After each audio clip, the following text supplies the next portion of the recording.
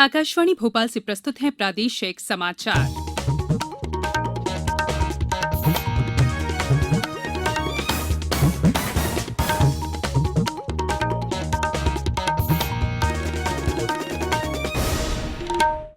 नमस्कार, समाचारों के साथ मैं संयुक्ता बैनर्जी। पहले मुख्य समाचार। रफाल लड़ाकू विमान पहुंचे भारत, अगले साल तक मिल जाएंगे सभी 36 विमान। केंद्रीय मंत्रिमंडल ने नई शिक्षा नीति को दी मंजूरी, विद्यार्थियों को अलग अलग स्तर पर शिक्षा छोड़ने और प्रवेश की मिलेगी सुविधा। प्रदेश में कोरोना संक्रमण की स्थिति को समझने के लिए भोपाल, इंदौर और उज्जैन में किया जाएगा सीरो सर्वे। राज्य के सभी जिलों में विकसित किए जाएंगे हर्बल गार्डन और शहडोल, रीवा, सतना, दमोह सहित कई जिलों में भारी वर्षा का अनुमान। अब समाचार विस्तार से। 5 रफाल लड़ाकू विमानों का पहला बेड़ा आज अंबाला पहुंचा। यहां स्थित वायुसेना केंद्र पर इन विमानों को वाटर कैनन सैल्यूट दिया गया। प्रधानमंत्री नरेंद्र मोदी ने रफाल लड़ाकू विमानों के भारत पहुंचने का स्वागत किया है। संस्कृत में अपने ट्वीट संदेश में श्री मोदी ने कहा कि राष्ट्र की रक्षा से बढ़कर कोई बड़ा पुण्य नहीं है, राष्ट्र रक्षा से बड़ा कोई और व्रत नहीं है और राष्ट्र रक्षा से बढ़कर कोई भी यज्ञ नहीं है। वहीं रक्षा मंत्री राजनाथ सिंह ने कहा है कि इन लड़ाकू विमानों का भारत में आना देश के सैन्य इतिहास में एक नए युग की शुरुआत है। ट्वीट संदेश में रक्षा मंत्री ने कहा कि इन विमानों की उड़ान क्षमता, इनके अस्त्र शस्त्र तथा रडार और सेंसर जैसी विशेषताएं दुनिया में श्रेष्ठतम हैं। इन विमानों के भारत में आने से देश को होने वाले किसी भी खतरे से मजबूती से निपटने में मदद मिलेगी। ये 5 विमान 2016 में भारत द्वारा 59,000 करोड़ रुपए के अंतर सरकारी सौदे में फ्रांस से खरीदे गए 36 विमानों का हिस्सा है। अगले वर्ष के अंत तक ये सभी विमान भारत को सौंप दिए जाएंगे। केंद्रीय मंत्रिमंडल ने आज राष्ट्रीय शिक्षा नीति 2020 को स्वीकृति दे दी। इसमें जो बड़े सुधार किए गए हैं उनमें वर्ष 2035 तक उच्च शिक्षा के क्षेत्र में सकल नामांकन दर को 50% के लक्ष्य तक पहुंचाना और विद्यार्थियों को अलग अलग स्तर पर शिक्षा छोड़ने या प्रवेश देने की सुविधा प्रदान करना भी शामिल है। नई शिक्षा नीति में किए गए अन्य मुख्य सुधारों में शिक्षा संस्थाओं को अकादमिक, प्रशासनिक और वित्तीय स्वायत्तता प्रदान करना और सभी प्रकार की उच्च शिक्षा के लिए एक ही विनियामक बनाना भी शामिल है। इसके अलावा तरह तरह के निरीक्षण के स्थान पर स्वीकृति लेने के लिए स्वघोषणा पर आधारित पारदर्शी प्रणाली कायम करने की बात भी नई शिक्षा नीति में कही गई है। शिक्षा मंत्री रमेश पोखरियाल निशंक ने कहा है कि नई शिक्षा नीति 2020 नए भारत के निर्माण में मील का पत्थर साबित होगी। उन्होंने कहा कि अब मानव संसाधन विकास मंत्रालय को शिक्षा मंत्रालय के नाम से पुकारा जाएगा। प्रदेश में कोरोना संक्रमित लोगों की संख्या 30,000 के करीब पहुंच गई है। वहीं इनमें से लगभग 20,500 लोग स्वस्थ होकर घर लौट चुके हैं। राजधानी भोपाल में आज रिकॉर्ड 246 कोरोना संक्रमित मरीज पाए गए। इन मरीजों को मिलाकर जिले में कोरोना संक्रमितों की संख्या बढ़कर 6,108 हो गई है। राहत की खबर यह है कि इनमें से 3,747 मरीज ठीक हो चुके हैं। आज 62 लोगों के स्वस्थ होने पर उन्हें अस्पताल से छुट्टी दी गई। सिंगरौली से हमारे संवाददाता ने बताया है कि जिले के मोरवा स्थित सिंडिकेट बैंक के मैनेजर संक्रमित पाए गए हैं, जिसके बाद बैंक के पूरे स्टाफ को क्वारंटीन किया गया है। आगरमालवा में 2 नए संक्रमितों के साथ मरीजों की संख्या 82 हो गई है। वहीं मंदसौर में 14 लोगों के संक्रमण मुक्त होने पर आज उन्हें अस्पताल से छुट्टी दी गई। खंडवा में 6 और धार में 9 लोगों को डिस्चार्ज किया गया। देवास जिले में अब तक 425 मरीज मिल चुके हैं।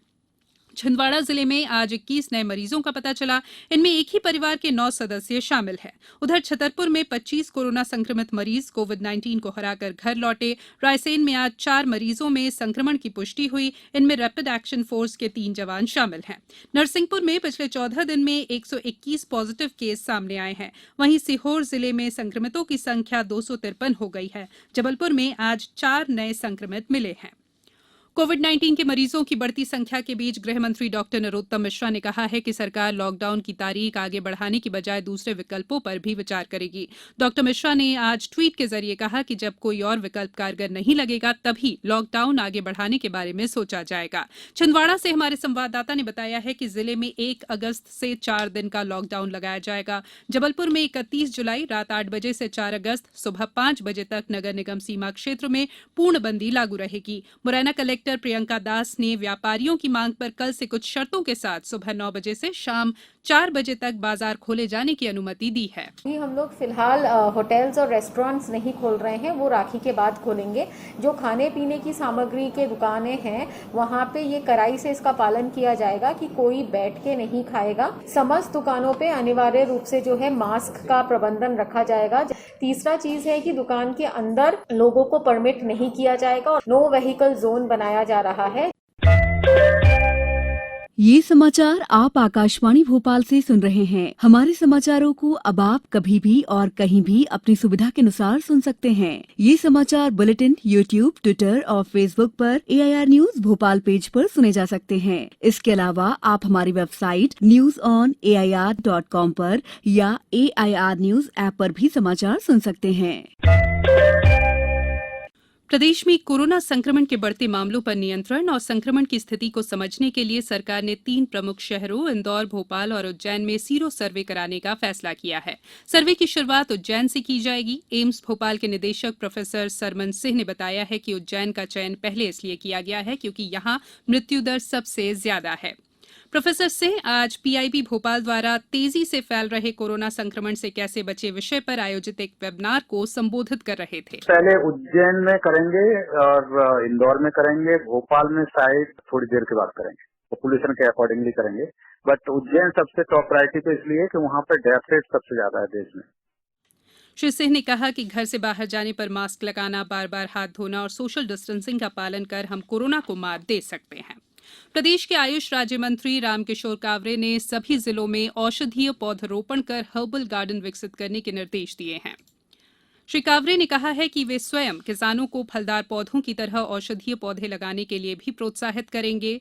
वे आज बालाघाट से वीडियो कॉन्फ्रेंसिंग के जरिए आयुष विभाग की समीक्षा कर रहे थे। उन्होंने कहा कि चिन्हित 362 हेल्थ एंड वेलनेस सेंटर को व्यवस्थित और आदर्श बनाया जाए। उन्होंने कहा कि प्रदेश में अगले 5 साल में 850 सेंटर को चरणबद्ध तैयार किया जाना है। इसके लिए ग्राम पंचायतों की सहभागिता सुनिश्चित करते हुए भवन मरम्मत आदि के कार्य करवाए जाएं। कोरोना महामारी में हमने अपनों को पराये होते हुए देखा है। कई ऐसी खबरें भी आई हैं जिसमें पिता की मौत के बाद बेटों ने अंतिम संस्कार से तक दूरी बना ली।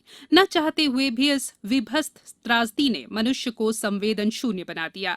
लेकिन बैतूल में ऐसा मामला सामने आया है जो साबित करता है कि माँ मुसीबत में भी बच्चों को अकेला नहीं छोड़ती। पेश है बैतूल से मयंक भार्गव की खबर पर एक रिपोर्ट। जिले के चिचोली कोविड सेंटर में कोरोना संक्रमित 2 बच्चों की देखभाल के लिए स्वस्थ मां बीमार पड़ जाने का खतरा उठाने से भी पीछे नहीं है ताकि उसके बच्चे स्वस्थ हो सकें। चिचोली BMO डॉक्टर राजेश अतुलकर ने बताया कि ऊंचा गोहान के एक परिवार के 1 वर्षीय दूध मुहे बच्चे और 3.5 वर्षीय एक मासूम को कोरोना पॉजिटिव पाए जाने पर भर्ती कराया गया है। इन बच्चों की देखरेख करने के लिए इनकी कोरोना नेगेटिव मां भी इनके साथ भर्ती हुई हैं। उन्होंने बताया कि ये बच्चे अपने पॉजिटिव पिता के संपर्क में आए थे जो कोविड सेंटर चिचोली में आइसोलेट हैं। मां की कोरोना से जंग जारी है और ये तय है कि जीत मां की ही होगी। और अब बात मौसम की। लंबे इंतजार के बाद राजधानी भोपाल में आज हल्की बारिश हुई। हालांकि दिन भर बादल छाए रहे। वहीं रायसेन में करीब 2 सप्ताह बाद वर्षा हुई जिससे किसानों को राहत मिली। पिछले 24 घंटों के दौरान सागर, शहडोल संभागों में अधिकांश स्थानों पर, रीवा, इंदौर और जबलपुर संभागों में अनेक स्थानों पर वर्षा दर्ज की गई।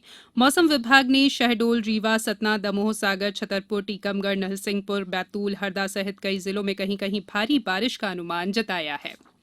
अब कुछ समाचार संक्षेप में। खाद्य एवं नागरिक आपूर्ति मंत्री बिसाहूलाल सिंह ने आज अनूपपुर में लगभग 4 करोड़ रुपए की लागत से नल जल योजना और गौशालाओं और अन्य विकास कार्यों का शिलान्यास एवं लोकार्पण किया। शहडोल संभागायुक्त नरेश पाल ने आज उमरिया में कोरोना संक्रमण से निपटने के लिए की गई व्यवस्थाओं की समीक्षा की।